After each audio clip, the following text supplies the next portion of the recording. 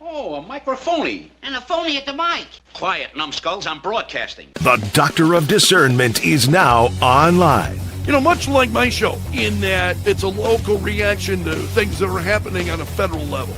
Dispensing a daily dose of common sense. No prescription required. Wow, do I have a boatload of stuff for you, from the crazy to the absurd. Let's start getting into it because, I mean, it is bizarro world out there. And I say, if it's obvious to me, it should be obvious to everybody.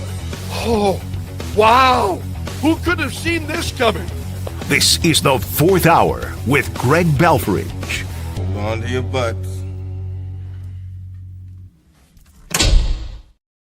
Broadcasting from the basement bunker beneath KELO Radio. Welcome to the Fourth Hour of the Greg Belfrage Show.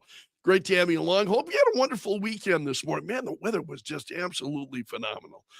Updates on what's going on in the search for Nancy Guthrie. The armed suspect seen wearing the mask and gloves in the doorbell camera footage on the night of his disappearance bought items from Walmart.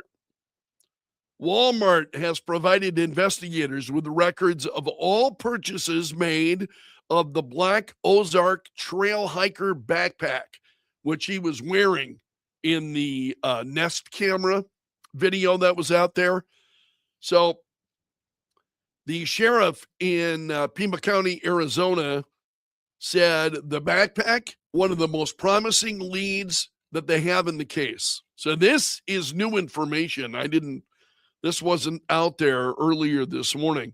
So the company has pulled data on all online and in-store purchases of the backpack over the past several months, and they're looking into this. Walmart also working with the FBI for records of people who bought ski masks.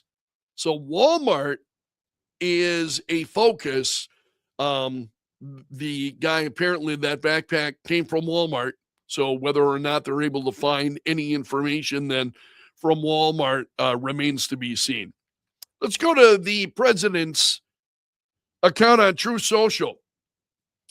The president said earlier, this was about an hour ago, President Trump was responding then to Nicole Parker. He said, who was on Fox, and he said she's doing a great job of explaining the Nancy Guthrie investigation. Others also working so hard with such expertise and knowledge. Hopefully there will be a positive result. I think many of us are hoping for that. The president also talking about the Board of Peace. He says they have unlimited potential, and he released a plan for the permanent end to the conflict in Gaza. And he went on to talk about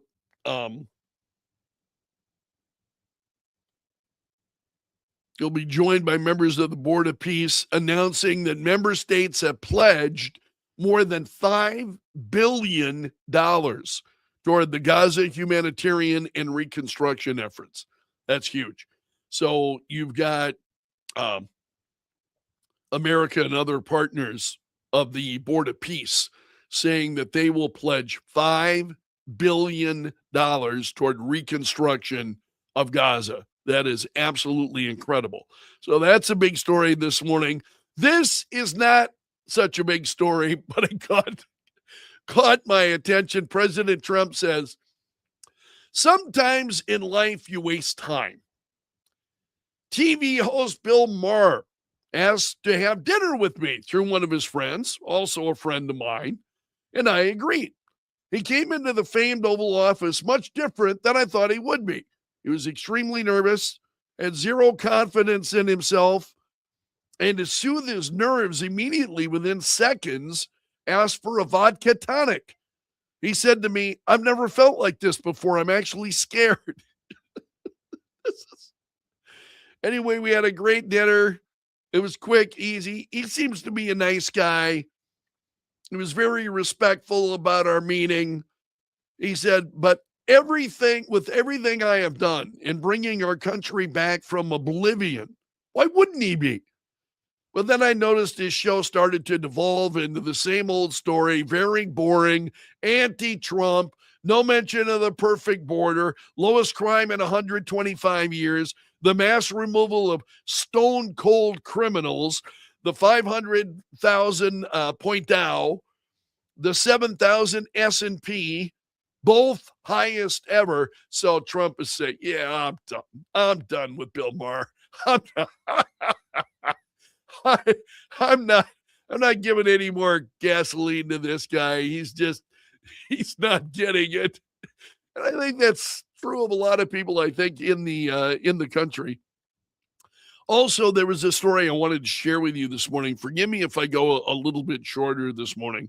I noticed yesterday that I just really was not feeling well. Only thing that made me feel better yesterday feels like a cold or the start of something like that.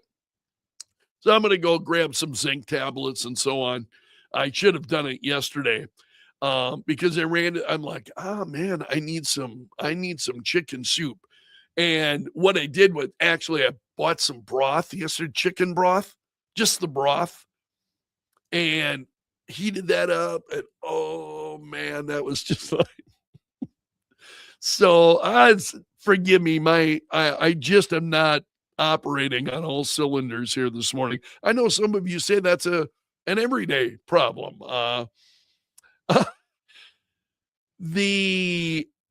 There's a story at foxnews.com.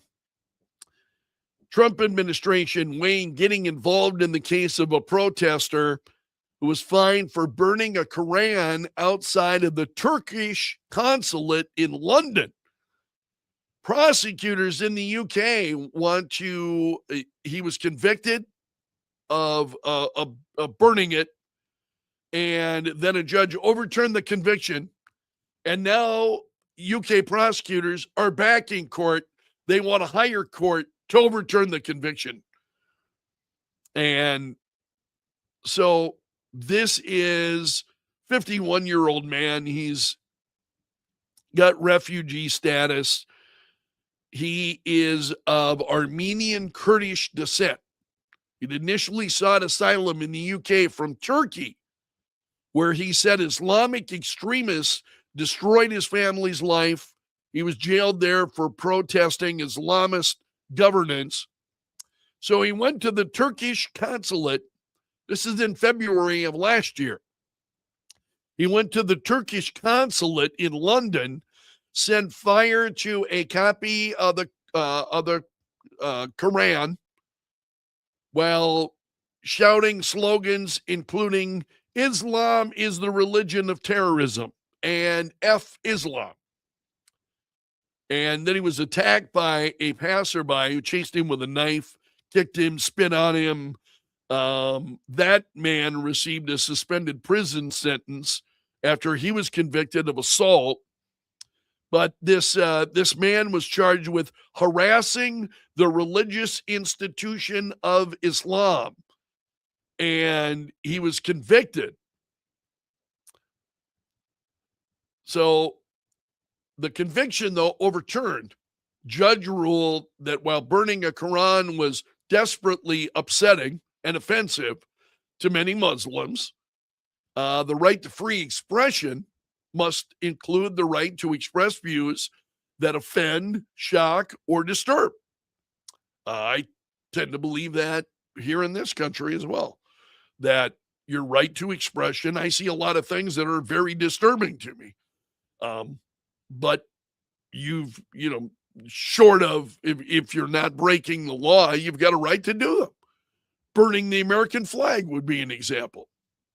Or if you were burning the Bible, if you were burning the Christian Catholic, Bible, similarly offensive, but, allowed. And this is the case that he's making.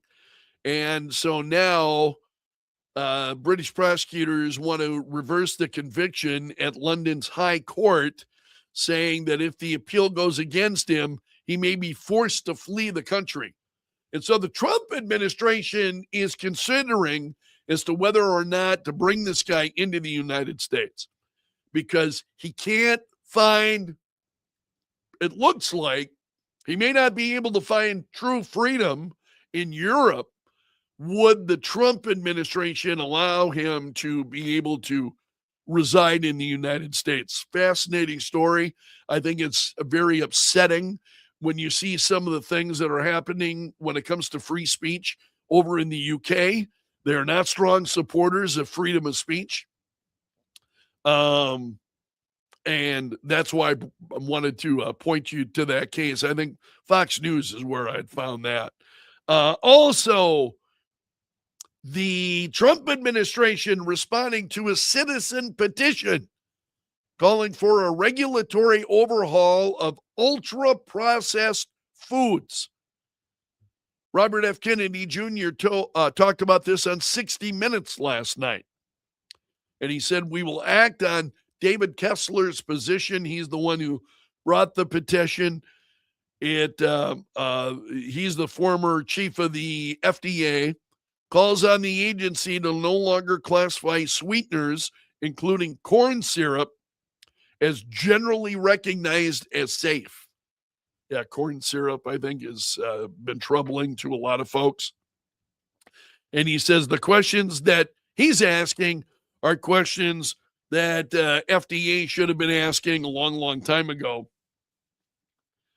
Says there's no way for any American to know if a product is safe if it's ultra processed foods. I think have been concerning Americans for a very long time. And Kennedy was talking about it last night on 60 Minutes. Also, yesterday, Republican Representative Thomas Massie was on the Sunday shows. In the words of the president, this guy's a real loser. Massie is. He was talking about Pam Bondi and the way she's conducted herself over the Department of Justice's release of files. And Massie saying, I don't think she did very well. He's got it in for Pam Bondi. He don't like Pam Bondi. Massie doesn't. And so he said she came with a book full of insults, one for each congressperson. She obviously had one for me, he said. She wasn't confident enough to engage in anything but name calling in a hearing. No, that's not true. That's not true. She was responding to the BS that was coming from Democrats and Thomas Massie, the lone Republican who was acting like an idiot. So this is a bit much. So he's out there. He called, he's just got a lot of critical comments about Pam Bondi. And I think I understand that. I'm open to that. I know people have criticisms of the Attorney General, and I'm certainly open to hearing those. Whether it's Pam Bondi, whether it's Christine O, or whether it's any other member of the administration, certainly open to it. The thing about Thomas Massie is the guy's not likable, and I don't trust him. I just absolutely do not trust Thomas Massie. I don't trust a word that comes out of his mouth. He's not somebody I'm going to look to for any kind of, as a Republican. He's a Republican. He's not somebody I'm going to be looking to for any kind of guidance whatsoever. So I'm not trying to be derogatory. I'm not going to call him names. But he has no credibility. I haven't seen anything coming from Thomas Massie that I could point to and say, okay, now that's something that he has done that is leadership. You know, what I see him engaging in is whatever the left and the Democrats are on. You know, they're upset with Pam Bondi, so Thomas Massie is going to jump on board, and he's a Republican. Sorry, no, been there. I have seen this at the state level, where you have the so-called Republicans. We call them rhinos. They're Republican in name only. You know, the rhinos who jump at, they're Republican because the reason they're Republican is it benefits them at the ballot box. They have an easier time winning election as Republicans. South Dakota has had this problem for a long time.